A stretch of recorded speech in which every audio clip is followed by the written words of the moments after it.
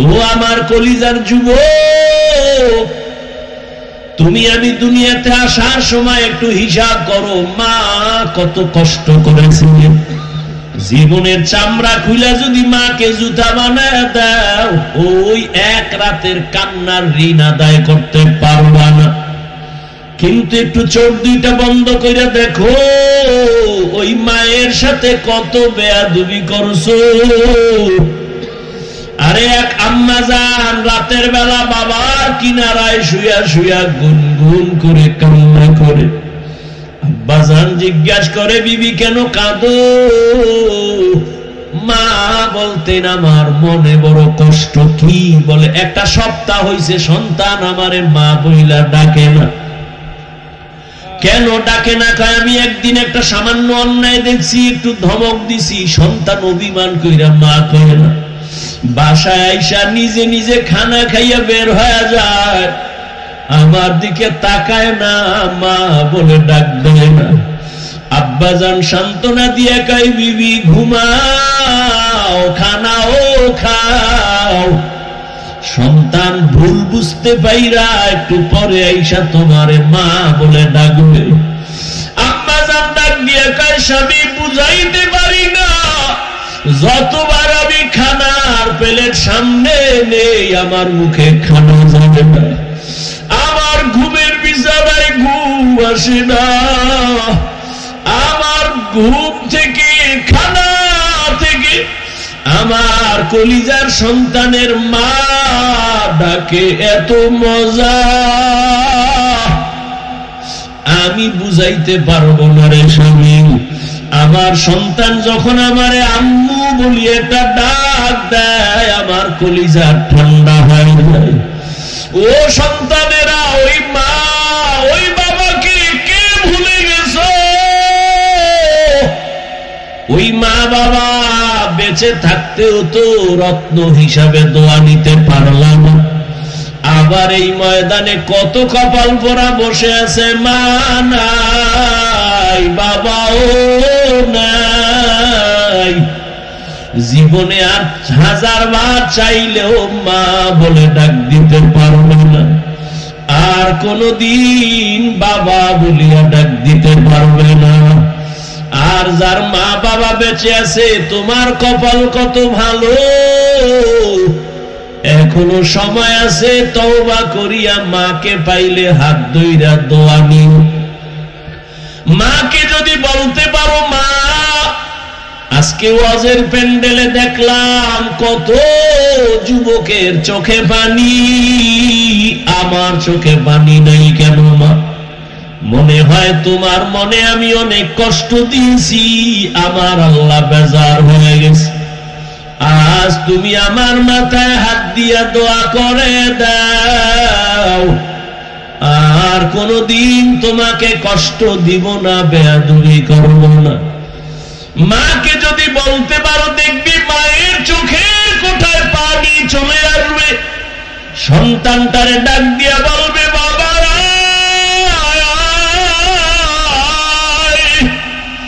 আমার বুকে আয়। মা একটা ডাক দিয়া মাথায় হাত দিয়ে একটা ডাক দিবে, ও আরশে আজিমের মালিক,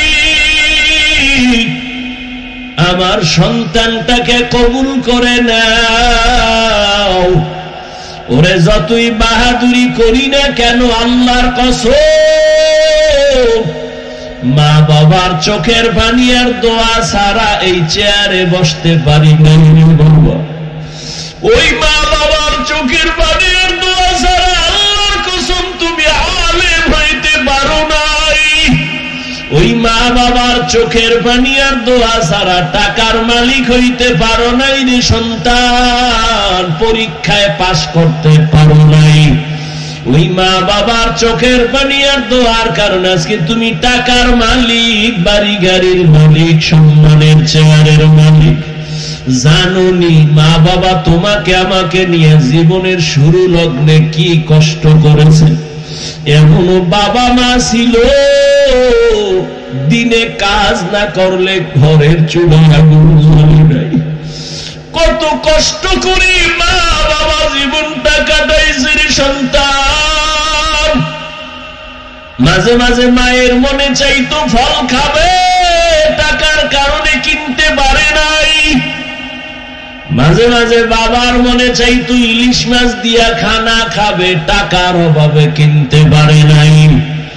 আজকে তুমি সন্তানের ঘরে ফলের অভাব নাই, ফ্রিজ ভরা তোমার মাছের অভাব নাই। কি লাভ হবে ওই ফল আর মাছ দিয়া? চাইলেও তো মা বাবারে আর খাওয়াইতে পারবা না।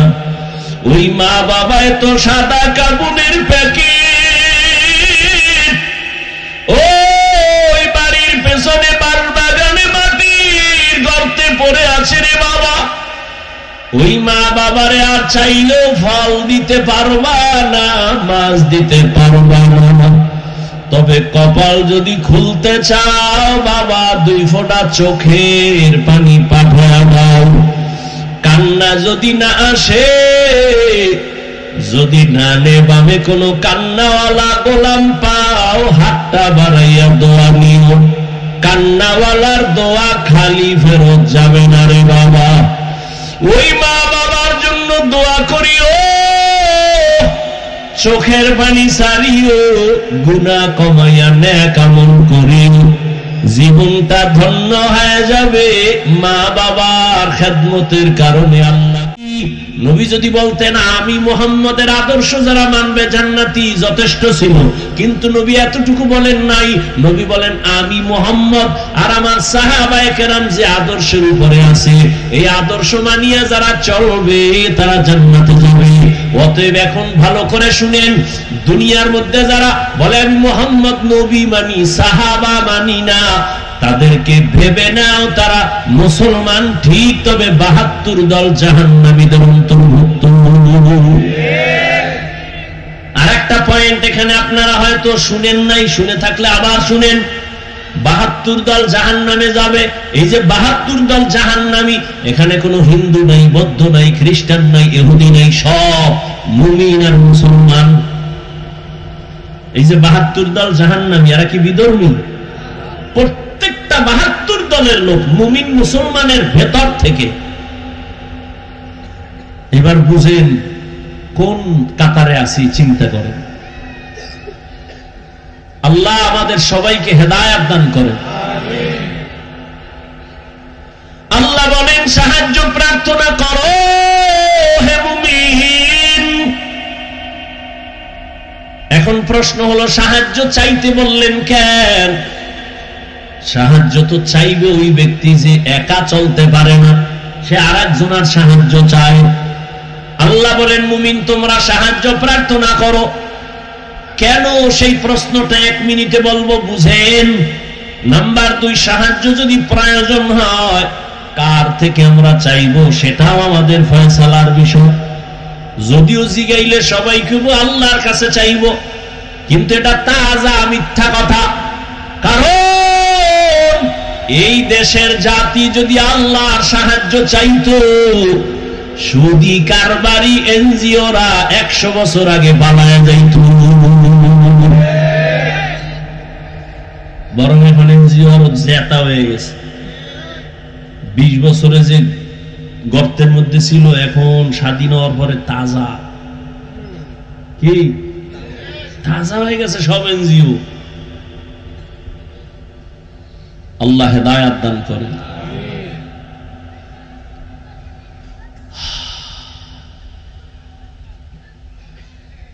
কি কথা বলতেছিলাম ভাই? সাহায্য যদি প্রয়োজন হয় কার থেকে নিব এটাও ফয়সালা করতে হবে। 3 নাম্বার, সাহায্য যে নিব যার থেকেই নিব, কোন সিস্টেমে নিব। সিস্টেম আছে না? আপনার এলাকায় চেয়ারম্যান আইছে, কথার কথা আপনার এখন কিছু দরকার, চেয়ারম্যানের কলারটা ধরে এখন এই চেয়ারম্যান আমি এলাকার বাসিন্দা, আমার ভোটে তুমি চেয়ারম্যান হইছো, 50 কেজি চাউল ফাটায় দাও। দিব না জুতা মারবে? বল 50 কেজি কেন, 50 বস্তা দিব, নিয়ম অনুযায়ী চাও। সাহায্য চাইবো কেন? প্রথম প্রশ্ন, কেন সাহায্য চাইবো? সাহায্য তো ওই ব্যক্তির প্রয়োজন যে একা চলতে পারে না।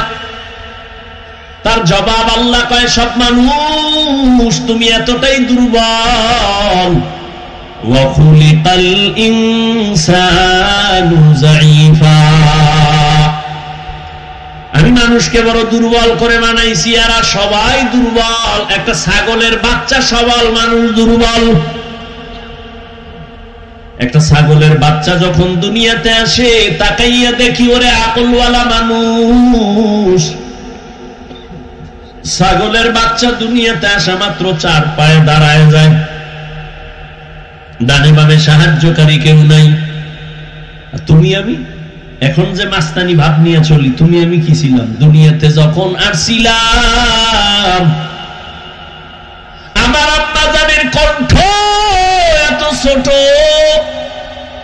আমার আম্মা জান যখন কথা বলেন, ভেতরের রুমের থেকে সামনের রুমে কোনো মানুষ শুনে না, এত পর্দা করেন আমার আম্মা। কিন্তু আমি যেদিন দুনিয়াতে আসবো, আম্মা জানের প্রসব বেদনা শুরু হয়ে গেছে। আম্মা জানের অচেতনতার কান্নার আওয়াজ পাশের বাড়ি পর্যন্ত চলে গেছে। মায়ের কান্নায় পাশের বাড়ির মানুষ ঘুমাইতে পারে নাই। আমার আম্মা জান এত অসহায়, আমার দাদি নানি আম্মাকে সান্ত্বনা দেয়, আম্মার কান্না বন্ধ হয় না। এক পর্যায়ে মা কান্না করে কয়, যাও, আমার মাথায় 7 আসমানের বোঝা, আমি মরিয়া যাব, যাও বের হও, আমার স্বামীকে একান্তে আমার 1 মিনিট কথা বলার সুযোগ দাও। আমার আব্বা জানের ডাইকে আমার আম্মা জান হাত ধইরা হাউ মাউ করে কান্না করেছেন আর বলছেন, ও স্বামী, মা বাবার মায়া ত্যাগ কইরা তোমার ঘরে আসছি, কিন্তু মন ভরে খেদমত করতে পারি নাই, মাফ করিয়া দিও, কোন দাবি রাখবা না, আমি বিদায় হয়ে যাইতেছি। 7 আসমানের বোঝা মাথায়, বাচ্চার প্রসব বেদনা সইতে পারি না। আব্বা জানো চোখের পানি ছেড়ে বিবিকে ডাক দিয়া বলছে, বিবি ধৈর্য ধারণ করো, কান্না করিও না বলিয়া আমার বাবা চোখের পানি নিয়া দৌড়াইয়া যায় নামাজে চলে গেছে। সিজদায় গিয়া কান্না করে, হে মালিক, আমার স্ত্রীকে তুমি সুস্থ করে দাও, আমার সন্তানকে সুস্থ অবস্থায় দুনিয়ায় পাঠাও, খুশি হয়ে যাবে। আল্লাহ বলেন, ও মানুষ, তুমি বড় দুর্বল। আমি যখন দুনিয়াতে এসেই যাচ্ছি, হঠাৎ আম্মা জান বেহুশ হয়ে পড়ে গেছে। আমার দাদি আর নানি আমাকে ধরে পরিচ্ছন্ন করে আম্মুকে ডাক দিছে, এই দেখ কত সুন্দর গোলাপ। আম্মা জান এত কষ্টের মধ্যে বেহুশ, এত চোখের পানি ফালায়া কাঁদলেন, 7 আসমানের বোঝা মাথায় নিলেন। হঠাৎ আমার চেহারা দিয়ে তাকাইয়া মনে হয় মুহূর্তে আম্মা জানের কষ্ট সব শেষ হয়ে গেল। আম্মা জান আমাকে কোলে নিলেন। আমার দাদি নানি বলে, বাচ্চার কান্না বন্ধ করে দুধ দাও। আমারে দুধ দিছে, আমি খাইতে পারি না, গাল বেয়ে পড়ে গেছে। আল্লাহ কয়, দেখ আমি কত দুর্বল করে বানাইছি। অন্যদিকে তাকায় দেখ, একটা ছাগলের বাচ্চা দাঁড়ায় গেল, ডানে বামে সাহায্যকারী কেউ নাই, মায়ের দুধ কোথায় কেউ দেখায় দেয় না।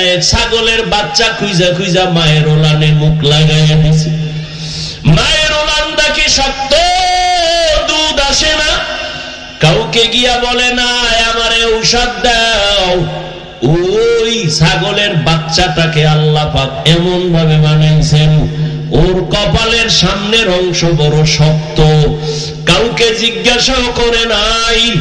ওই কপালের অগ্রভাগ দিয়া মায়ের ওলানে জোরে জোরে কয়েকটা আঘাত করা মাত্র ওলানটা নরম হয়ে গেছে।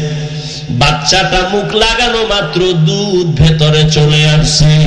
একটু চিন্তা করো, একটা ছাগলের বাচ্চার কাছে তুমি আমি কেমন দুর্বল হয়ে পড়েছি। দুনিয়াতে মানুষের মতো দুর্বল কোন প্রাণী আল্লাহ বানান নাই। একটা পিপিলিকার কাছেও দুর্বল, একটা মশার কাছেও দুর্বল। আল্লাহ বলেন, এই দুর্বলতা নিয়ে কেমনে তুমি জান্নাতের পথে চলবা? মেধার বেলায় দুর্বল, দুনিয়ার বেলায় দুর্বল, আখিরাতের জ্ঞানের বেলায় তুমি দুর্বল। আবার যেই দুনিয়ার মধ্য দিয়ে জান্নাতে যাইবা, দুনিয়ার পরিবেশ বড় খারাপ, চারদিকে গুনাহ, করতে না চাইলে জোর করে করাবে, গুনাহ করতে না চাইলেও তোমাকে জোর করে করানো হবে। তুমি যদি চোখের হেফাজত করতে চাও, তোমার চোখ হেফাজত করতে দিবে না। আবার তোমার পরিবেশ বড় খারাপ, অন্যদিকে তোমাকে পেছন থেকে টানতেছে তিন শ্রেণীর শয়তান। এক শয়তান হলো জিন শয়তান, আর এক শয়তান মানুষ শয়তান, আর এক শয়তান তোমার বডির ভেতরে নফস শয়তান। এত ঝামেলার মধ্যে বলো আমি দুর্বল, কেমনে জান্নাতের পথে যাব? অন্যের সাহায্য ছাড়া চলা যাবেই না। এখন বলে তাহলে সাহায্য আমি কার কাছে চাইব? বলে তিনটা দুর্বলতা যার নাই তার কাছ থেকে সাহায্য চাইলেই পাইবা। এক নাম্বার দুর্বলতা নাই মানে তার পেছনে কোনো টান নাই। দুনিয়াতে যত মানুষের পেছনে টান, সামনে যত যেতে চাই পেছন থেকে আমার সন্তান ডাকে বাবা দাও, স্ত্রী বলে দাও, মা বলে দাও, বাবা বলে দাও, যত আগাতে চাই পেছনে তত টান। দুই নাম্বার দুর্বলতায় জমিনে যার অভাব নাই। দুনিয়াতে একটা মানুষও পাওয়া যাবে না যার অভাব নাই, বরং যার টাকা যত বেশি তার অভাব তত বড়। যত বড় লোক সব অভাবী। গরিবেরা যদি বড় লোকের কাজ না করেও পঙ্গু, জনমের মতো পঙ্গু। ওর খানা পাকায় দেয় কাজের লোক, কারণ বিয়া করছে চৌধুরী বংশের মাইয়া, পাক কইয়া খাওয়াইতে পারবে না। আগুনের কাছে গেলে চেহারাটা ঝলসে যাবে, এই জন্য বউ দিয়া পাকায় না, কাজের মাইয়ার হাতের পাক খায়। কপাল কত সুন্দর, এমন কপাল আপন স্ত্রীর হাতের খানা কপালে নাই। ওরে আল্লাহর গোলাম, দুনিয়াতে অভাব ছাড়া কেউ নাই। তিন নাম্বারে যার কোনো স্বার্থ নাই। দুনিয়াতে খুঁজে দেখলাম স্বার্থ ছাড়া কোনো মানুষ নাই। অভাব নাই, স্বার্থ নাই, পেছনে টান নাই, এমন কোনো মানুষ নাই। তবে হ্যাঁ, একজনই মাত্র পাবো যার তিনটা দুর্বলতা নাই, পেছনে টান নাই, অস্বার্থ নাই, অভাব নাই। তিনি হলেন একমাত্র আমার আল্লাহ। ইয়া আইয়ুহান নাস আনতুমুল ফুকারাউ ইলাল্লাহ ওয়াল্লাহু হুয়াল গানিয়্যুল হামিদ।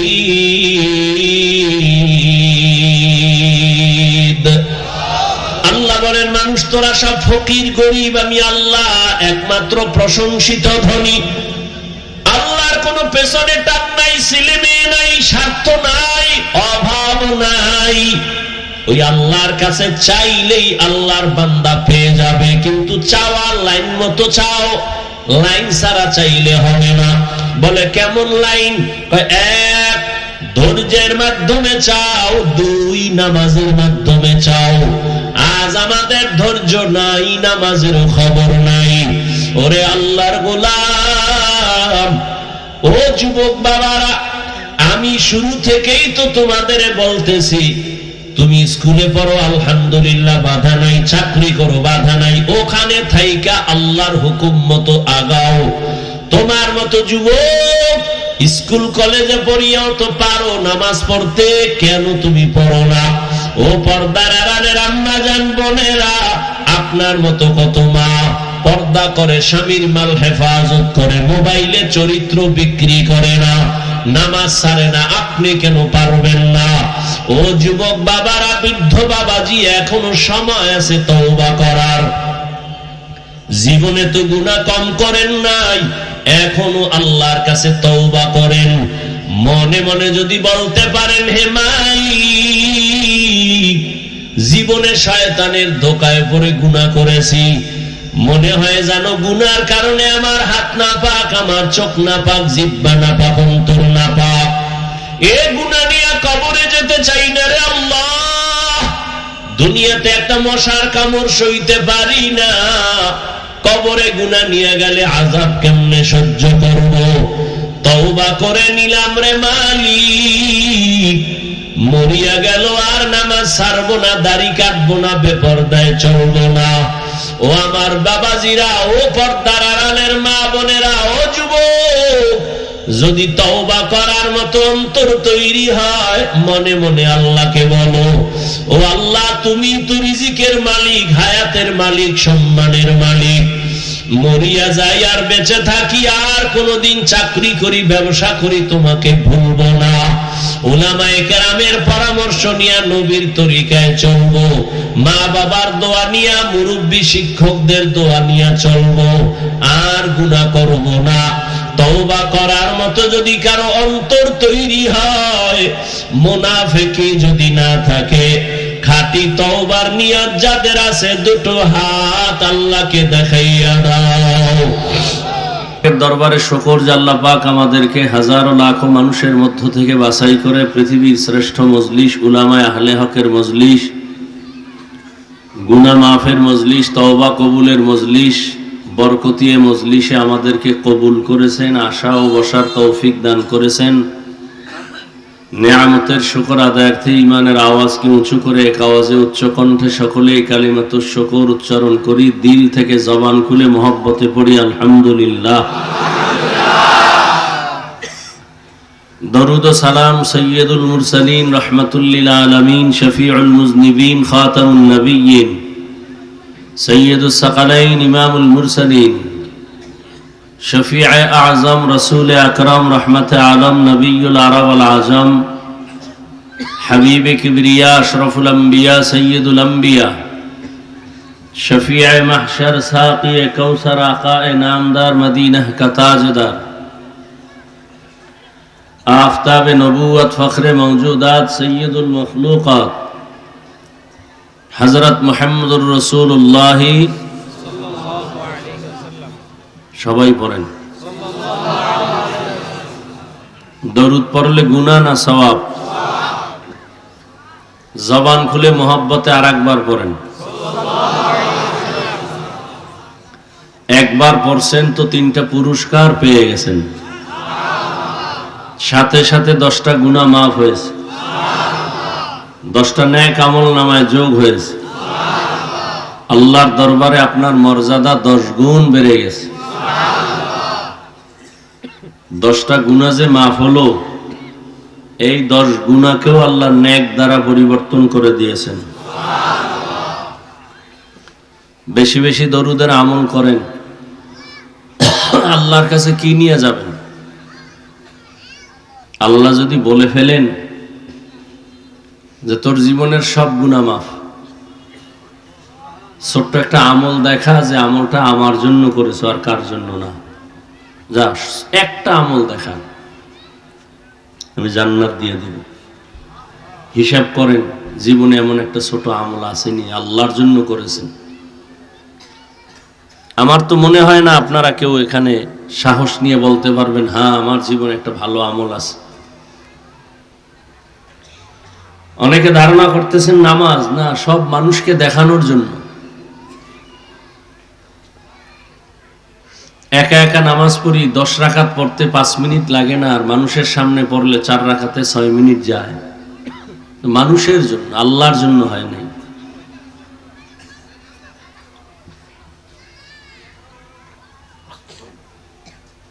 গলাকাটা শহীদ দিন বিজয়ের নিয়ত কইরা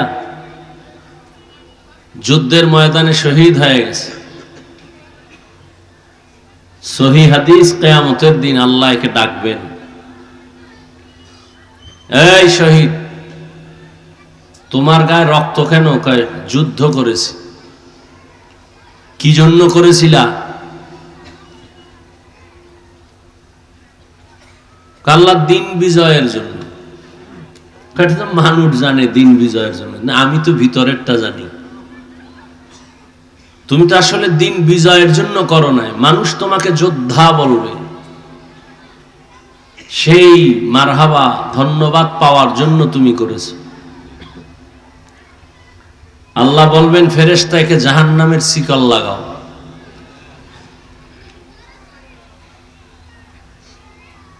এরপরে আলেম ডাকবেন, এই মাওলানা সাহেব এদিকে আসেন, আপনি এলেম শিখছেন কি জন্য? কয় আল্লাহ দ্বীনের দাওয়াতের জন্য।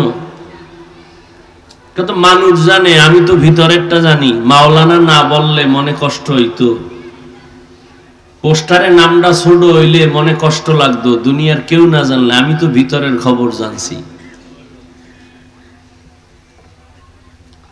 হাদিয়া কম পাইলে আর ওখানে প্রোগ্রাম নেওয়া হয় নাই, কেউ জানে না, আমি তো জানছি। একটু সম্মান কম দিলে সেখানে আর যাও নাই, কেউ জানে না, আমি জানছি।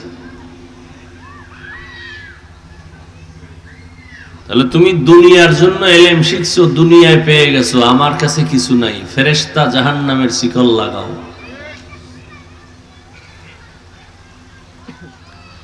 দানবীরকে ডাকবেন, এই দান করনেওয়ালা বড় লোক, বহু মানুষের ফকির বানায় রাখছি, তোরে টাকা পয়সা দিছি, কি করছো? কয় আল্লাহ দান করছি না। কেন? কয় তোমার জন্য। মানুষ জানে এটা, আমি জানি ভিতরেরটা। তুমি দান করছো মসজিদে মাদ্রাসায়, আবার চায়ের দোকানে চাপাবাজি করছে, মসজিদ তো আমি করছি। তোমারে দাওয়াত না দিলে আর দান করতা না, প্রধান অতিথি না লেখলে হবে না, আলেমের উপরে তোমার নাম লিখতে হবে। তুমি সেই বাহা পাওয়ার জন্য মনে মনে মন কলা খাইছো, কেউ জানে না, আমি জানি। কত নেতা খাতা আছে, এগুলো নাম না দিলে কয় ওয়াজ হতে দিব না। মনে হয় ইসলাম আর আব্বার এইভাবে বাহাদুরি করে, মূলত বাহাদুরি না, এটা বেয়াদুরি।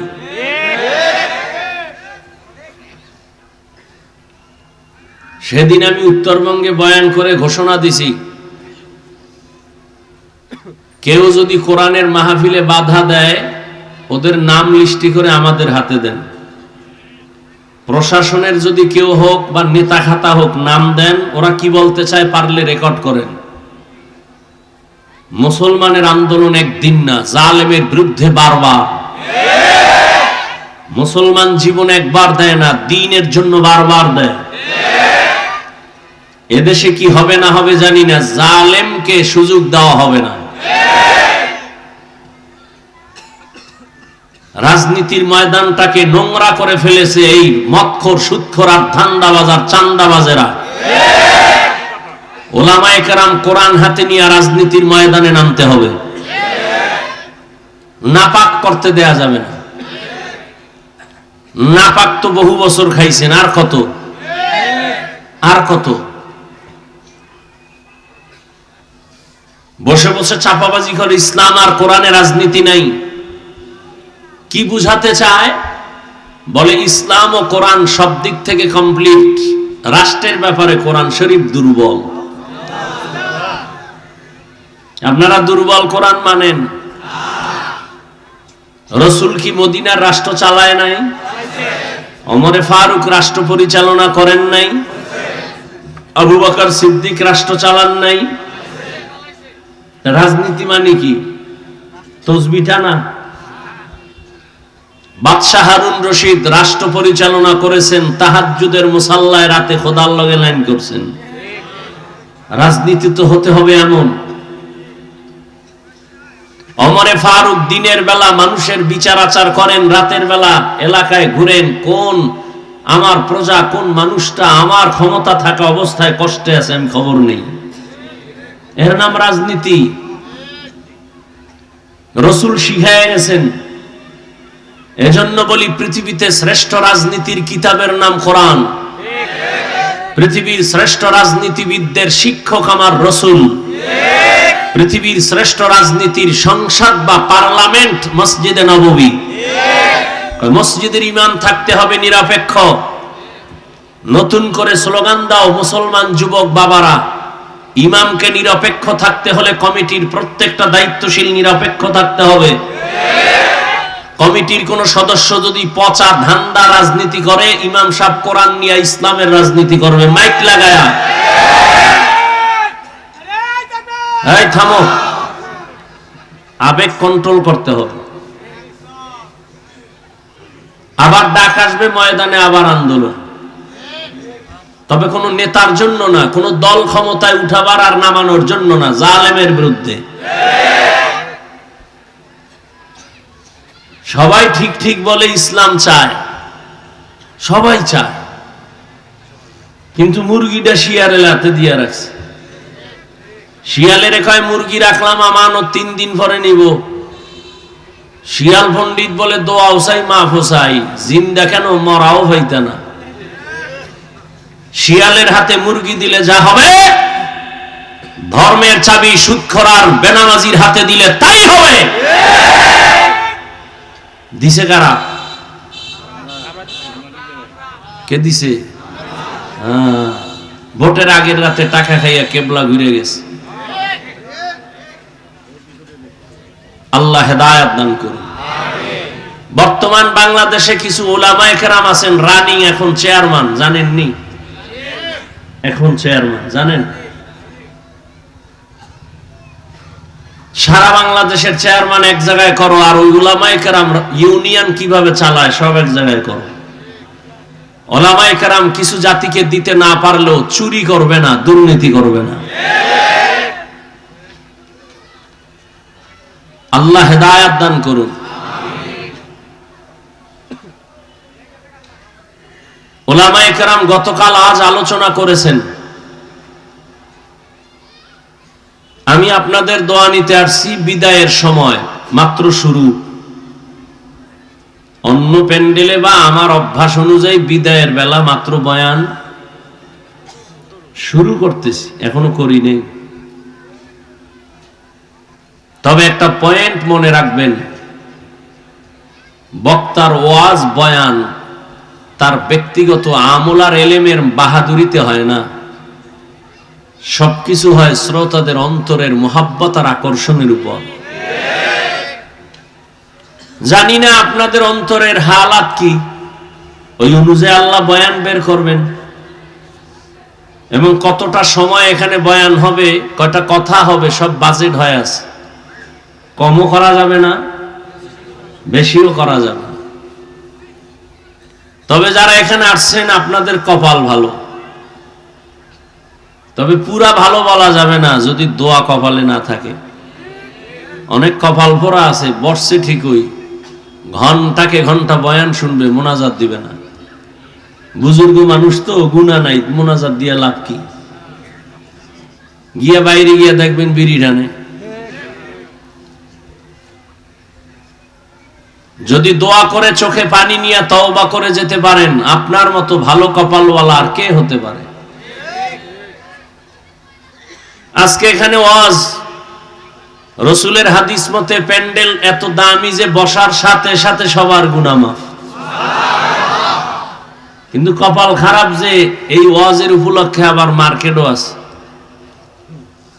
দোকানপাট আছে।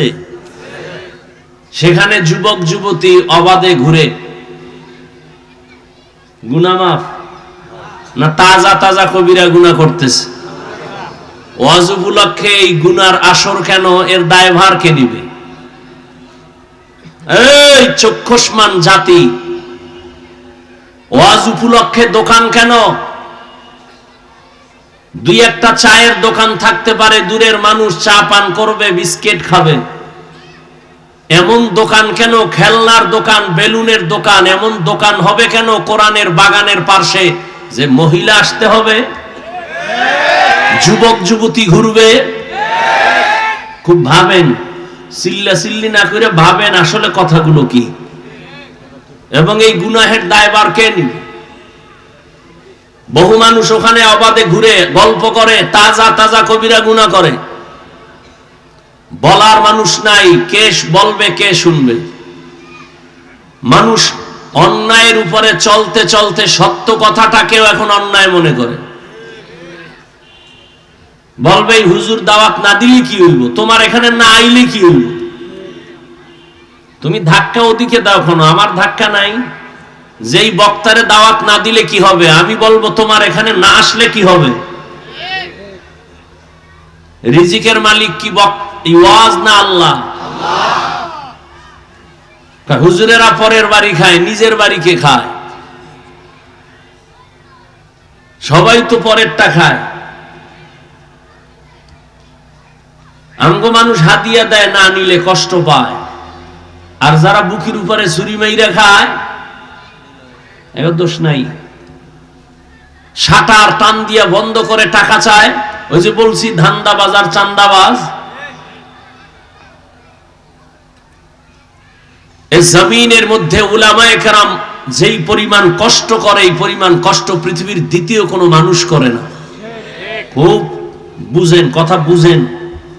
তালে লাফাইছেন বহু বছর, বুঝেন।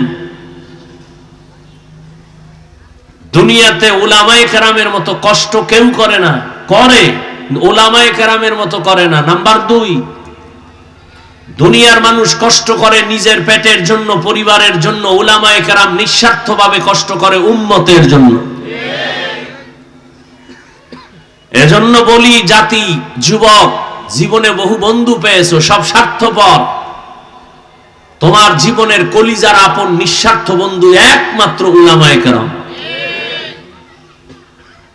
কি পরিমাণ আমাদের গালি দাও সব আমরা জানি, কানে শুনি, একটা গালির জবাব দেই না। তোমার পার্শ্বে দাঁড়াইলে তোমার প্রস্রাব করে পানি নাও না, বিড়ি টানো, গাঞ্জা খাও, নেশা পান করো, ওদিকে না তাকায় হাসি মুখে সালামটা আলেমরা আগে দেয়, বুকে লাগায়। যদি তোমার মতো জ্ঞানী হইতাম, তাহলে কানের উপর একটা থাপ্পড় দিয়া বলতাম, দূরে সর, তোর গায়ের থেকে গন্ধ আসে। তোমরা আলেমগো বোকা বলো না, আমরা এই জন্য বোকা, নাইলে কানের পর্দা ফাটায় দিতাম। আমরা বোকা দেখা বুকে লাগাই, তোমার ময়লা বুকে লাগাই। গালি দাও, জবাব না দিয়া বুকে লাগাই। বরদোয়া করে না কোন আলেম, কলিজা দিয়া দোয়া করে। কোন আলেম বরদোয়া করে না, করলে চাকার তলে মাথা চলে যেত, মুহূর্তের মধ্যে টেরও পাইতে না। এই বাংলাদেশে যত আকাম কুকামার ঝামেলা দেখো, সবগুলো উলামায়ে কেরামের সাথে বেয়াদবির ফলাফল।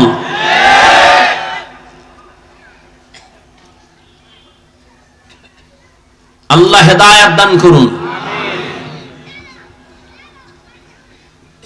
উলামায়ে কেরাম তোমার কলিজার বন্ধু, এছাড়া আর কেউ নেই, সব স্বার্থপর। স্বার্থে আঘাত লাগলে শুধু সদস্য দলের নাম কাটবে না, কল্লা কেটে দিবে। এর নাম সোনার বাংলার রাজনীতি। দলের থেকে নাম কাটে না, কল্লা কাটে। এর নাম সোনার বাংলার রাজনীতি। কিন্তু ভালো করে জেনে রাখো, আল্লাহর দ্বীন ইসলাম কোরআন ছাড়াই জমিনে কেউ শান্তি দিতে পারবে না, কোনদিনও না, সম্ভবই না। মোবাইল বানায় মোবাইলওয়ালা ক্যাটালগ দিছে, কেমনে চালাইলে সুন্দর থাকবে। তুমি মাস্তানি করলে মোবাইল হ্যাং হয়ে যাবে। জমিন ও আসমানের মালিক মানুষ বানায়া ক্যাটালগ দিছেন কোরআন, এই লাইনে জীবন চালাও শান্তি, উল্টা পাল্টা করবা অশান্তি। আল্লাহ আমাদের বুঝার তৌফিক দান করেন। টাঙ্গাইলের যুবকেরা নাকে তেল লাগায় ঘুমায়, দেশ স্বাধীন। কি স্বাধীন? দেশ স্বাধীন। আর ঢাকার শহরে মা বোনেরা সাংবাদিক সম্মেলন করে, আমগো দেহ ব্যবসা নতুন করে অধিকার চাই। আমরা দেহ ব্যবসা করে খাইতাম, আবার সে অধিকার ফেরত চাই। মুসলমান তো স্বাধীনের আওয়াজ সেদিন দিবে যেদিন ইসলামের স্বাধীন হবে। মুসলমান তো চুপচাপ ঘুমাতে পারবে না, মুসলমান নিশ্চিন্তে ঘুমাবে সেদিন এদেশের প্রত্যেকটা মসজিদ, মাদ্রাসা, ময়দানে, গ্রামগঞ্জে উলামায়ে কেরাম বুক ফুলাইয়া কলিজা দিয়া বয়ান করবেন। কোন বেনামাজি সুদখোরের অনুমতি লাগবে না যেদিন। এদেশের মুসলমান আরামে নিশ্চিন্তে ঘুমাবে সেদিন এদেশের প্রত্যেকটা মাদ্রাসা, মসজিদের কমিটির মধ্যে বেনামাজি থাকবে না যেদিন।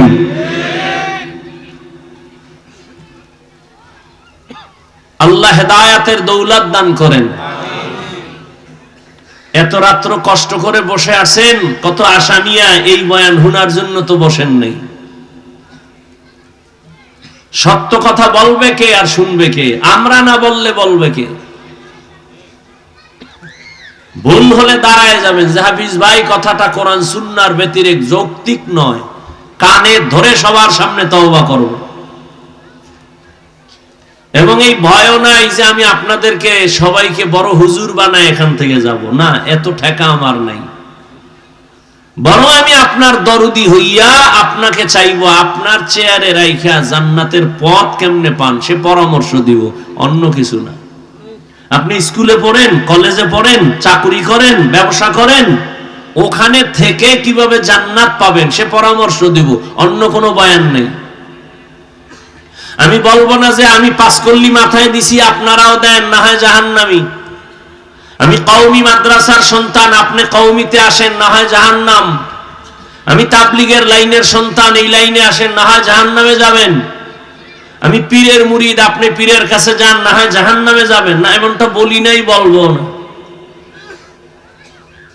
তবে ভালো আর মন্দ এটা আপনার সামনে পেশ করব, বিবেক দিয়া সমাধান আপনাকে নিতে হবে। ইয়া আইয়ুহাল্লাযীনা আমানুস্তাঈনু বিস-সাবরি ওয়াস-সালাহ ইন্নাল্লাহা মা'আস-সাবিরিন। আল্লাহ বলেন, হে মুমিন, তোমরা সাহায্য প্রার্থনা করো সবর ও সালাতের মাধ্যমে। নিশ্চিত আমি আল্লাহ সাবিরিন যারা তাদের বন্ধু হয়ে থাকবো। এই যুবক বাবা, মোনাজাতটা দিয়ে চলে যাও, তুমি বাসায় যাও, আমার জরুরত নাই। আর উঠার ব্যারাম থাকলে ভিতরে ঢুকছো কেন? কত আলেমরা মাঠে বসা, কত সাদা দাড়িওয়ালারা বসা, এদের ডেঙ্গিয়ে বের হও, ভয় লাগে না? মাওলায় যদি বাসায় আগে না নেয় যাইতে পারবা? একজনে 1.5 ঘন্টা আগে রওনা হয়েছে, সবার আগে বাসায় যাবে। আর একজনে কয় মোনাজাত না দিয়ে যাবো না, তো মোনাজাত দিয়ে বিদায় হেরে গিয়ে দেয় রাস্তার মাঝে খাড়ায় রয়েছে, চাক্কা 3টা ভাঙচার হয়ে গেছে। এখন এই রাত্রে হসপিটাল পাবে কই? উনি তো চলে গেছে। আর ওই যে আগে বাসায় যাইব বইলা এই লোকটা চাক্কাও ঠিক করতে পারে নাই, হাঁটতে হাঁটতে রওনা হইয়া ফজরের সময় গিয়া বাসায় হাজির। মাওলায় না নিলে তুমি যাবা কেমনে? আল্লাহ হেদায়েতের দৌলত দান করুন। এই মজলিস বড় দামি, তোমার কাছে দামি মনে হয় না? থানার পুলিশ আসামি ধরে থানায় নিয়ে বেতের বাড়ি দিছে, চিল্লায় যদিও চোখে পানি নেই, কান্দে না। কিন্তু এই প্যান্ডেল কেমন প্যান্ডেল যে একজন আল্লাহর ওলি বয়ান করে আর ওই কোনায় বই এক যুবক হাউমাউ করে কাঁদে, ওরে মারলো কে? থানায় নিয়ে আসামিকে পুলিশ মারে, কাঁদে না।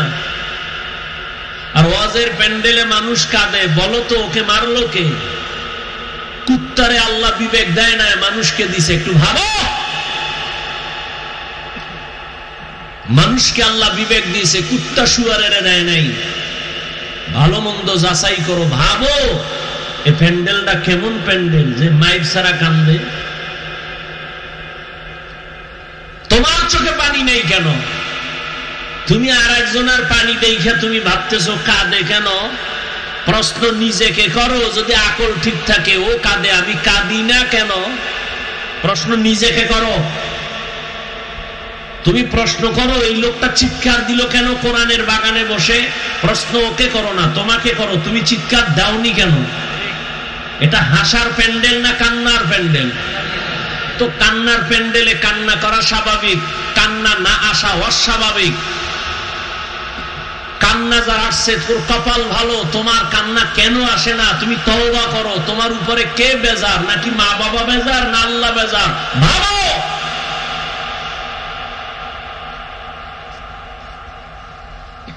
কার বদদোয়া লাগছে কপালে যে কারণে কলবটা পাথরের মতো শক্ত, চোখে পানি আসে না?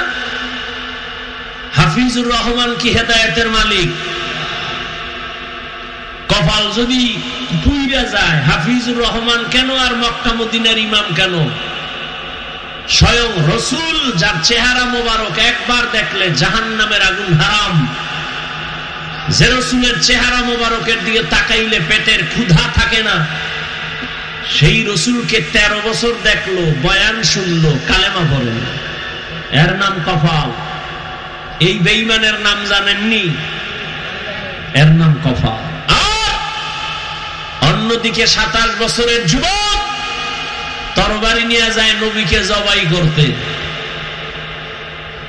নবীজির চেহারা দেখে তরবারি ফালায় কয় নবী কল্লা কেটে দেন, তবে কালেমার রশিটা আগে লাগায় দেন। এর নাম কপাল। কেউ এখান থেকে বয়ান করে আবু জাহালের মতো বয়ান শুনে রাস্তায় গিয়া দোষ শুরু করবে, কপাল। আর কেউ ওমরের মতো মেজাজ নিয়ে বৈশা গুনার কথা স্মরণ করে তওবা করবে, আরে আমি ভাবছিলাম অনেক বড়, আসলে তো আমি কুত্তার চেয়েও খারাপ। কুত্তা তো মালিকের মানে, বেতন পায় না, লাত্তি পায়, আর বড় মালিকের মানে। আমি তো মালিকের সব খাইয়া মালিকের চিনি না, মানবো কি? আমি তো কুত্তার থেকেও খারাপ। ওমরের মেজাজ ওয়ালা চোখে পানি নিয়ে জবে হজরে মসজিদে হাজির। এর নাম কপাল।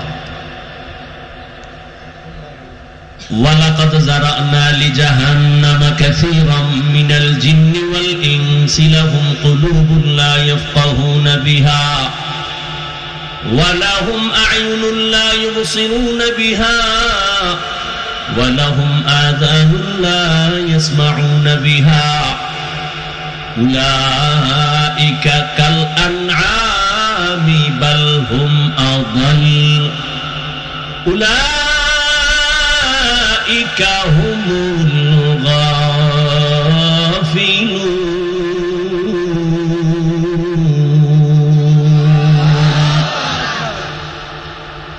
আল্লাহ বলেন অধিকাংশ মানুষ জাহান্নামে যাবে। কম না বেশি? অধিকাংশ মানুষ জাহান্নামে যাবে। কারণ আমি আল্লাহ তাদেরকে একটা কলব দান করেছি, ফিকির করবে, গবেষণা করবে, করে না। আমি আল্লাহ চক্ষু দিছি দেখার জন্য, দেখে না। আমি আল্লাহ কান দিছি শোনার জন্য, শুনে না। তা কি পট্টি বাইদা রাখছে? কয় না, যা দেখতে বলেছি দেখবে, কিন্তু নিষেধ যা করেছি তা দেখে। এ দুটো চোখ দিয়া মা দেখবে সওয়াব, এ দু চোখ দিয়া বাবার চেহারা দেখবে সওয়াব, এই চক্ষু দিয়া বাইতুল্লাহর দিকে তাকাইবে সওয়াব, এই চক্ষু দিয়া কোরআন দেখবে সওয়াব, উলামায়ে কেরাম দেখবে সওয়াব। কিন্তু না, আমার দেওয়া চক্ষু দুইটা দরওয়াজা জানালা বন্ধ করার পর সারাটা রাত মোবাইলের দিকে তাকায়া কবিরা গুনাহ দেখছি, কবিরা গুনাহ, কবিরা গুনাহ। সারা রাত কবিরা গুনাহ করার কারণে আজকে যুবক চেহারাটার মধ্যে কোনো নূর নাই। চেহারাটার দিয়ে তাকাইলে মায়া লাগে না রে বাবা। কেন? 40 বছর পর্যন্ত কোনদিন চেহারায় মেডিসিন দিবি না, নষ্ট হবে না। কিন্তু যুবক, তোমার মাত্র 30 বছর, বলো তোমার চেহারার মধ্যে কেন নূর নাই, আকর্ষণ নাই, দেখলে কেন মায়া লাগে না? সারা রাত গুনাহ করেছো মোবাইলে, এর কারণে আমার আল্লাহ তোমার উপরে বেজার, চেহারার নূর আল্লাহ নিয়ে গেছেন। শুধু কি তাই, এই মোবাইলের কারণে তোমার যৌবন শেষ, তোমার চোখের পাওয়ারও শেষ, তোমার মাথা ব্যথা আগের তুলনায় বেড়ে গেছে।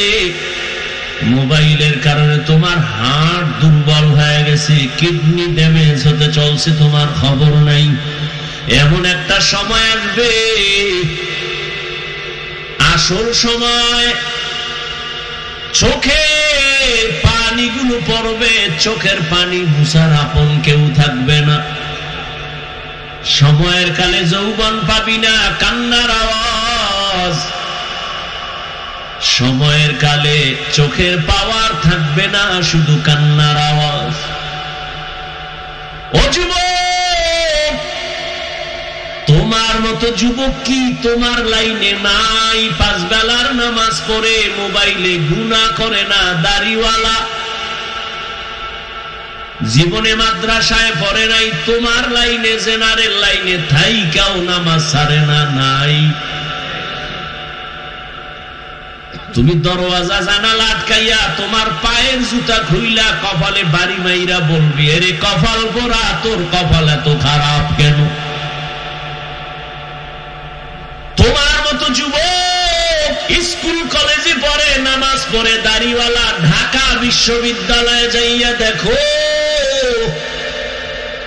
পেছন দিক দিয়া তাকাইলে মনে করবা মসজিদের খতিব, অথচ জীবনে মাদ্রাসায় যায় নাই। মনের বুঝাই ওরে বাবা, তোমার মতো যুবক রাস্তায় গাড়ি চালায়, আজান হলে নামাজে দাঁড়ায়, বলো তুমি কেন পারো না? তোমার উপরে কার যেন অভিশাপ লাগছে। খোদায় কানে দইরা তওবার প্যান্ডেলে বসাইছে, ওমরের মতো মনটা তৈরি কর, আজকে এখান থেকে গুনাহ নিয়া বাসায় যাবি না। মোনাজাতে কান্না করে তওবা করবি, খোদা তোমার দেওয়া সূর্যের আলো, চাঁদের আলো, পানি, বাতাস সব আমি ভোগ করেছি, অথচ কত নাফরমানি করেছি। আজ তুমি দয়া করে বেহেশতের ময়দানে বসাইছো, মইরা গেলে যাব, তওবার নিয়ত করতেছি, আর দাড়ি কাটবো না, নামাজ ছাড়বো না, বেপরদায় চলবো না, মা বাবার সাথে বেয়াদবি করবো না। তওবা কইরা যদি বিদায় হও, আমার মালিক এত দয়াময়, আল্লাহ না করুন যদি এই তওবা কইরা যাওয়ার পথে মরিয়া যাও, বিনা হিসাবে জান্নাত। আতিনা ফি দারে দুনিয়া না হাসান, আতিনা ফি দারে আকবা না হাসান, ইয়া গিয়াসাল মুস্তাগীসিন ইহদিনা লিফতিখারা بالعلوم والغنى ہر غریب نیک تو تیار ہے جو نہ مانگے اس سے تو بیزار ہے। আল্লাহ বলেন, ও মুমিন সাহায্য প্রার্থনা করো সবর ও সালাতের মাধ্যমে, আমি আল্লাহ সাবিরিনদের সাথেই থাকবো। নবীজি বলেন, মাইয়ুরিদিল্লাহু বিহি খাইরান ইউসিব মিন, আল্লাহ যাকে বেশি ভালোবাসেন মুসিবত দিয়া পরীক্ষা নিবেন। মুসিবত আসাটা আল্লাহর বড় নিয়ামত। যে ব্যক্তি আল্লাহ মানে, আল্লাহর এক বান্দি, ভালো বাবার সন্তান, স্বামীর ঘরে আসছেন, বহুদিন পরে হঠাৎ একদিন স্বামীকে প্রশ্ন করল, ও স্বামী আমার, তুমি আমাকে বলবা তুমি আমাকে কেমন ভালোবাসো, মহব্বত করো? বলে আমার জীবন দিয়া, বলে দলিল, বলে তুমি আমার জীবন আর মরণ, বলে আমার জন্য তুমি সব দিবা, বলে সব, চাইলেই দিব, চাওয়া মাত্রই দিব। স্ত্রী যেহেতু ভালো বাবার সন্তান, স্বামীকে একটু পরীক্ষায় ফেলছে, বলে দিবা কাহা, চাইলেই দিবা, চাইলেই তালাক দাও। কি দাও? স্বামী বলে, এটা কি বললা, মরে যাব, কিন্তু এটা কি কখনো সম্ভব? মৃদু হালকা একটু তর্ক সমাধানের জন্য দরবারের নবুবীতে রওয়ানা। আপনাদের খারাপ লাগতেছে? একটু আওয়াজ দিয়েন, কথার কোন জায়গায় কি জবাব দেওয়া লাগে। সারা দিন দোকানে বগর বগর করতেই থাকেন, ঘুমের ভিতরেও কথা, আর যেহেনে লাগে হেনে কথা নেই। কিছু মানুষ আছে না হুদাও কথা কয়, এহেন আইলে বোবা ভাবলো বয়ে রয়েছে চেয়ারম্যান, আর দোকানে বয়ে হুদা ফাও কথা বইলা ফিরি ফিরি চা খায়। আওয়ামী লীগের একজনের ফাইলে হারে ফার্ম দিবে, হে কইবে রে চা দাও। বিএমপির একজন ফাইলে আবার আওয়ামী লীগের বিরুদ্ধে কইবে, বিএমপি কইবে চায়ের সাথে একটা রুডিও মারো।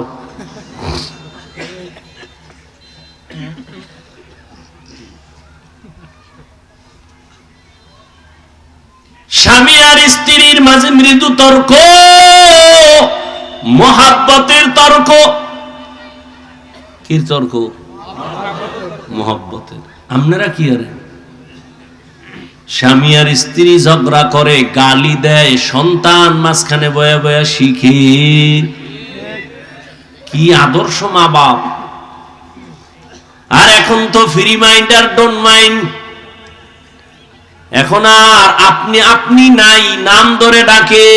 স্বামীরে নাম ধরে বিবি ডাকে হৃদয়, শুনে যা, নাম ধরে ডাকে, ফ্রি মাইন্ড। আবার হৃদয় ম্যাডামের নাম ধরে ডাকে বেবি শুনো। আল্লাহর মায়ের দুনিয়ার বাইর দিছে একটা ছেলে সন্তান, এইটা দীর্ঘদিন শুনতেছে। একজনে আর একজনারে কয় হৃদয়, কেউ কয় বেবি। ছেলেও ডাক দিছে, এই হৃদয় টাকা দে। মায়েরে ডাক দিয়া কয় বেবি খানা দে। আব্বু বলে না, আম্মু বলে না, উপায় কি? ঘটকেরে ডাক দিয়া কয় কপাল খারাপ। ছেলে আব্বু ডাকে না, আম্মু ডাকে না, কলিজা ছিঁড়ে যায়। কি করার? কয় শিখাই শুনি। কয় না, উপায় কি? ডোন্ট মাইন্ড আর ফ্রি মাইন্ডে জুতার বাড়ি। আর কি করবি? ছেলেটারে মাঝখানে বসাইয়া স্বামী আর স্ত্রী একজনে আর একজনারে আব্বু আম্মু কওয়ার রিহার্সাল দে। একবার বউরে তুই কা আম্মু, বউ কইবে স্বামীরে আব্বু। এটা শিখা, নাইলে উপায় কি? নাইলে জুতা দিয়া কপালে বাইরা। ফ্রি মাইন্ডের ফলাফল লই আলা। মিছা কইতেছি? ঘরের এক রুমের মধ্যে মা বাবা মোবাইল চালায়, আর অন্যদিকে সন্তানের মোবাইল দিছে, ও আর এক রুমে মোবাইল চালায়। মোটামুটি পুরা বাড়িটার মধ্যে সারা রাত কবিরা গুনার প্র্যাকটিস চলে। মা বাবা ছুরি ছাড়া গলাটারে জবাইয়ের রাস্তায় নিয়ে এবার তাবিজ নিয়ে দৌড়ায়, হুজুর একটা তাবিজ দেন। সন্তান কথা শুনে না। কত বাচ্চারে মা বাবা মোবাইল দিছে, এখন আর বাচ্চা মাও বলে না, বাবাও বলে না, বোবা বোবা ভাব, কথাই বলে না। একজনে কয় হুজুর একটু তেল ভরা পানি ভরা দিবেন নি। আমি বললাম জুতা ভরা দিলেও কাজ হবে না। जिंदगी में बंदगी तू कर नहीं, जिंदगी में बंदगी तू कर नहीं, जिंदगी में बंदगी शर्मिंदा है, जिंदगी बे बंदगी शर्मिंदा है। यहाँ हम सब मुसाफिर दिल ना लगा,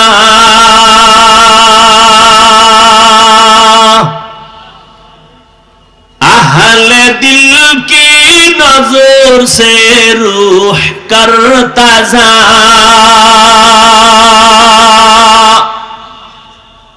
यहाँ हम सब मुसाफिर दिल ना लगा,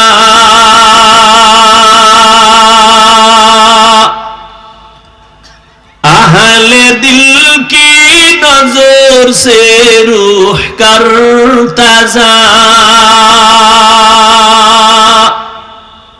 शाह दौलत सब फकीर घर नेक नहीं, शाह दौलत सब फकीर घर नेक नहीं, जिंदगी में बंदगी तू कर नहीं,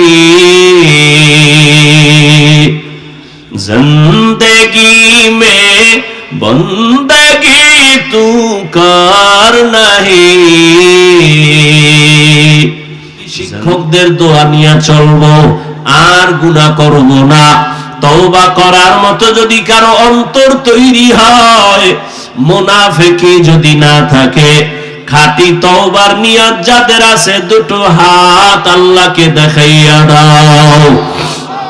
আয় আল্লাহ আমাদের হাতগুলো কবুল করে নেন, আয় আল্লাহ আমাদের তওবা কবুল করে নেন, আয় আল্লাহ তওবার উপরে মজবুত হইয়া চলার মতো তৌফিক দান করেন, আমিন। আলহামদুলিল্লাহি রাব্বিল আলামিন, ওয়াসসালাতু ওয়াসসালামু আলা সাইয়্যিদিনা। ও দয়ার মালিক, কুদরতের নজর দিয়া তাকায় দেখেন, দুনিয়ার বাড়িওয়ালাদের দরজাগুলো বন্ধ, আপনার রহমতের দরজাগুলো বন্ধ নাই। ও আল্লাহ, আমরা জীবনে যেদিন আসছিলাম, মা কত আনন্দ, বাবা আনন্দিত, কত পবিত্র ছিলাম। আজকে দুনিয়ায় আসিয়া শয়তানের ধোকায় পড়ে পবিত্র জীবনটারে নাপাক করেছি। আমার গুনার খবর আমার মা বাবা আপনজন কেউ জানে না। ও আল্লাহ, যদি জানতো কেউ আদর করতো না। ও আল্লাহ, আপনি যে কত দয়ার মালিক। জীবনে এত গুনাহ করেছি, হাতের দ্বারা গুনাহ, চোখের গুনাহ, জবানের গুনাহ, অন্তরের কল্পনার গুনাহ।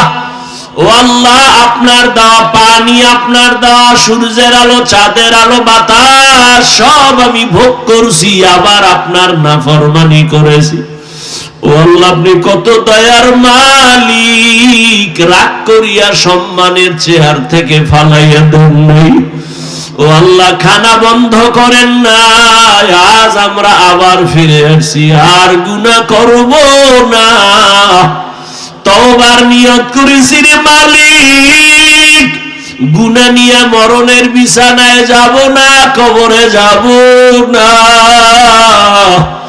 দুনিয়াতে সূর্যের গরম সহ্য করতে পারি না রে মালিক, গুনাহ নিয়ে জাহান্নামের আগুনের গরম কেমনে সহ্য করব? একটা মশার কামড় সইতে পারি না, জাহান্নামের আযাব কেমনে সহ্য করব? ও আল্লাহ, একটা বেতের বাড়ি সইতে পারি না, কবরে দুই পার্শ্বের মাটির চাপ কেমনে সহ্য করব? ও আল্লাহ, তওবা করেছি, আর গুনাহ করব না, আর নামাজ ছাড়ব না, আর দাড়ি কাটবো না, আর বেপরদায় চলব না, মা বাবার সাথে বেয়াদবি করব না, মুরব্বী ওলামায়ে কেরাম, উস্তাদ সবার দোয়া নিয়ে নবীর আদর্শে চলব। ও আল্লাহ, আমাদের তওবা কবুল করে নেন। আয় আল্লাহ, আমাদের জীবনের গুনাহ মাফ করে দেন। আয় আল্লাহ, মাহফিল কবুল করে নেন। আয়োজনকারী সহযোগিতাকারীদের কবুল করে নেন। আয় আল্লাহ, মাদ্রাসা মসজিদ গুলো কবুল করে নেন। পর্দার আড়ালের মা বোনদের ফিরাইয়া দিয়ে